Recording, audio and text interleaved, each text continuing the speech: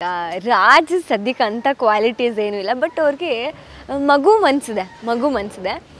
So ಅದಿರಬೇಕು ಅಂತ ಅನಿಸುತ್ತೆ.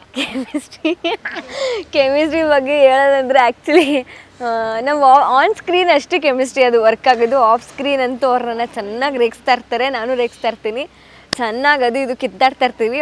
On screen ಮಾತ್ರ ಅದು ಕೆಮಿಸ್ಟ್ರಿ ವರ್ಕ್ ಆಗುತ್ತೆ. ಕೆಲವೊಂದು ಸತಿ ಹೇಗಾಗುತ್ತೆ ಅಂದರೆ ಇಬ್ಬರು ಇಷ್ಟ ಹತ್ರ ಇದ್ದಾಗಲೂ ನಾವಿಬ್ಬರು ಆಲ್ಮೋಸ್ಟ್ ನಗ್ತಾ ಇರ್ತೀವಿ. ಆ ಥರ ಸೀನ್ಸ್ ಬಂದಾಗ ಅಂತೂ 2-3 ಟೇಕ್ ಆಗುತ್ತೆ, ಬರೀ ನಗ್ತಾ ಇರ್ತೀವಿ. ಯಾಕಂದರೆ ನಮ್ಮಿಬ್ಬರಲ್ಲಿ ಆ ಥರ ಕೆಮಿಸ್ಟ್ರಿ ಅಂದರೆ ಬರೀ ಕಾಮಿಡಿ ಪೀಸ್ಗಳ ಥರನೇ ನಾವು ನೋಡ್ತಾ ಇರ್ತೀವಿ ಇಬ್ಬರೂ.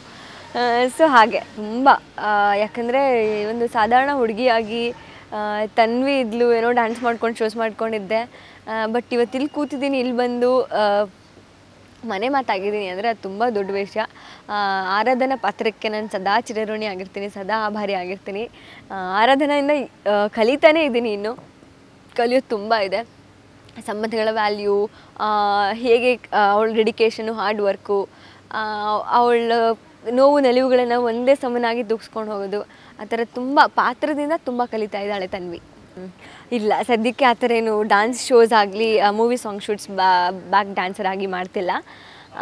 ಅಲ್ಲಿಂದ from day to here I am so blessed ಅಂತಲೇ ಹೇಳ್ಬೋದು. ತುಂಬ ಅದು ಒಂಥರ ನನಗೆ ದಟ್ ವಾಸ್ ಮೈ ಏನಂತಾರೆ ಲೈಫ್ ಟೈಮ್ ಅದೇ ಜಾಬ್ ಆಗಿಬಿಟ್ಟಿತ್ತು. ಡ್ಯಾನ್ಸಲ್ಲಿ ಏನಾದ್ರು ಮಾಡಬೇಕು, ಮುಂದೆ ಹೋಗಬೇಕು ಅನ್ನೋದಿತ್ತು. ಬಟ್ ಇದೇನೋ ನನಗೆ ಸಡನ್ಗಾಗಿ ನನ್ನ ತಲೆಯಲ್ಲೇ ಇರಲಿಲ್ಲ. ಬಟ್ ಎಲ್ಲೋ ಒಂದು ಕಡೆ ಇತ್ತು, ಏನೋ ನಟಿ ಅದೆಲ್ಲ ಇಷ್ಟ ಇತ್ತು. ಬಟ್ ಎಲ್ಲಿ ನಮ್ಗೆ ಅದೆಲ್ಲ ನಮಗೇನು ಬೇಡ ಅಂತ ಸುಮ್ಮನಿದ್ದೆ. ಬಟ್ ಇದೊಂಥರ ಅನ್ಎಕ್ಸ್ಪೆಕ್ಟೆಡ್, ನನಗೆ total unexpected. But I am here today. I feel so happy. ಹಿಂದೆ ತಿರುಗಿ ನೋಡಿದಾಗ ನಂಗೆ ಖುಷಿ ಆಗುತ್ತೆ. ಅಷ್ಟು ಸ್ಟ್ರಗಲ್ ಎಲ್ಲ ಮಾಡಿದ್ದಕ್ಕೆ. ಏನು ಸ್ಟ್ರಗಲ್ ಅಂದರೆ ಏನೋ ಇಲ್ಲಿವರೆಗೂ ಬಂದಿದ್ದೀನಿ ಅಂದರೆ ಅದೊಂದು ಖುಷಿ ವಿಚಾರನೇ ಅಲ್ವಾ.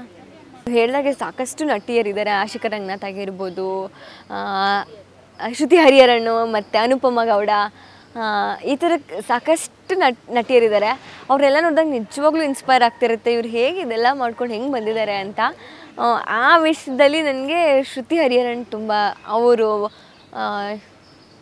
ಮಾಸ್ಟರ್ ಹೆಸರು ನಂಗೆ ನೆನಪು ಬರ್ತಿಲ್ಲ, ಅವ್ರದ್ದು ಯಾವುದೋ ಶೂಟಲ್ಲಿ ಅವ್ರು ಸೆಲೆಕ್ಟ್ ಆಗಿ ಈ ಥರ ಮೂವಿಗೇನೋ ಬಂದಿದ್ದು, ಅದು ಇನ್ಸ್ಪೈರ್ ಆಗುತ್ತೆ.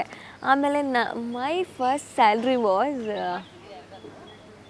ದಿನಕ್ಕೆ ಎಷ್ಟು 600 ರೂಪಾಯಿನೋ, ಒಂದು ದಿನಕ್ಕೆ 600 ರೂಪಾಯಿ. ಶೋಸ್ ಮಾಡೋಕ್ಕೆ ಸ್ಟಾರ್ಟ್ ಮಾಡಿದಾಗ ನಾನು ಪಿ ಯು ಮುಗಿಸಿದ್ದೆ. ಪಿ ಯು ಮುಗಿಸಾದ ಮೇಲೆ ಆಲ್ಮೋಸ್ಟ್ 10th ಸ್ಟಾರ್ಟ್ ಮಾಡಿದ್ದೆ. ಬಟ್ ನಾನು ಒಂದು 2 years ಏನು ವಿತೌಟ್ ಪೇಮೆಂಟ್ ಎಲ್ಲ ಮಾಡಿದ್ದೀನಿ. ಬಟ್ ಪೇಮೆಂಟ್ ಅಂತ ತೊಗೊಂಡಿದ್ದು ಅದೇ ದಿನಕ್ಕೆ 600 ರೂಪಾಯಿ ಥರ.